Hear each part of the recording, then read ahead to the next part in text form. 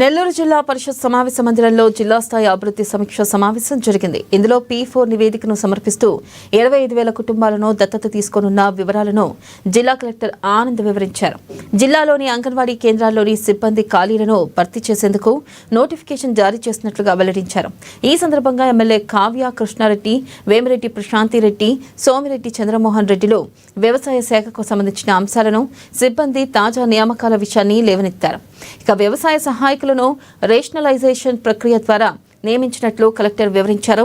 క్షేత్ర స్థాయిలో అవసరమైన చోట వ్యవసాయ సహాయకులను డిప్యూటేషన్ పద్ధతిలో కేటాయించడం జరుగుతుందని చెప్పారు. అనంతరం ఆత్మకూరులో ఆగస్టు 1 నుంచి మెగా జాబ్ మేళ జరుగుతుందని మంత్రి ఆనం రామనారాయణ రెడ్డి తెలిపారు.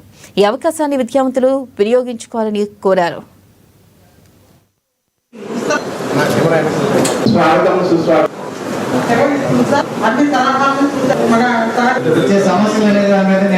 అలాగే మన డిఫెన్స్ అడ్వైజర్ అయినటువంటి సతీష్ రెడ్డి గారు కూడా ఎక్కువగా ఇంట్రెస్ట్ తీసుకుని కలెక్టర్ గారితో నాతో మాట్లాడి ఈ కంపెనీస్ అన్ని వస్తున్నాయి, ఎక్కువ మంది పాల్గొనేటట్లు మీరు కూడా క్యాంపెయిన్ చేయండి అన్నారు. నేను నాకు అందరినీ కూడా కోరేది, ముఖ్యంగా ఎమ్మెల్యేలని, ఎమ్మెల్సీలని, అదర్ ఇన్స్టిట్యూషన్ చైర్మన్స్ని అందరినీ కూడా కోరుకునేది ఈ 1-2 తారీఖుల్లో జరిగే ఈ జాబ్ మేళాని పెద్ద ఎత్తున ముందుకు తీసుకెళ్తాం.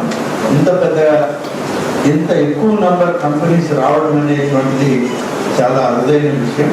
వాళ్ళు కూడా ఆన్ ద స్పాట్లోనే దాదాపు 1300 నుంచి 1500 మందికి మేము జాబ్స్ అపాయింట్మెంట్ లెటర్స్ కూడా ఇస్తామని చెప్పి ఆ కంపెనీస్కి సంబంధించినటువంటి కన్వీనర్ అతను ఇటీవలే మనకి కన్నా రావడం జరిగింది. ఆయన కూడా అలాగే మన డిఫెన్స్ అడ్వైజర్ అయినటువంటి సతీష్ రెడ్డి గారు కూడా ఎక్కువగా ఇంట్రెస్ట్ తీసుకుని కలెక్టర్ గారితో నాతో మాట్లాడి ఈ కంపెనీస్ అన్ని వస్తున్నాయి, ఎక్కువ మంది పాల్గొనేటట్లు మీరు కూడా క్యాంపెయిన్ చేయండి అన్నారు. నేను నాకు అందరినీ కూడా కోరేది, ముఖ్యంగా ఎమ్మెల్యేలని, ఎమ్మెల్సీలని, అదర్ ఇన్స్టిట్యూషన్ చైర్మన్స్ని అందరినీ కూడా కోరుకునేది ఈ 1-2 తారీఖుల్లో జరిగే ఈ జాబ్ మేళాని పెద్ద ఎత్తున ముందుకు తీసుకెళ్తాం.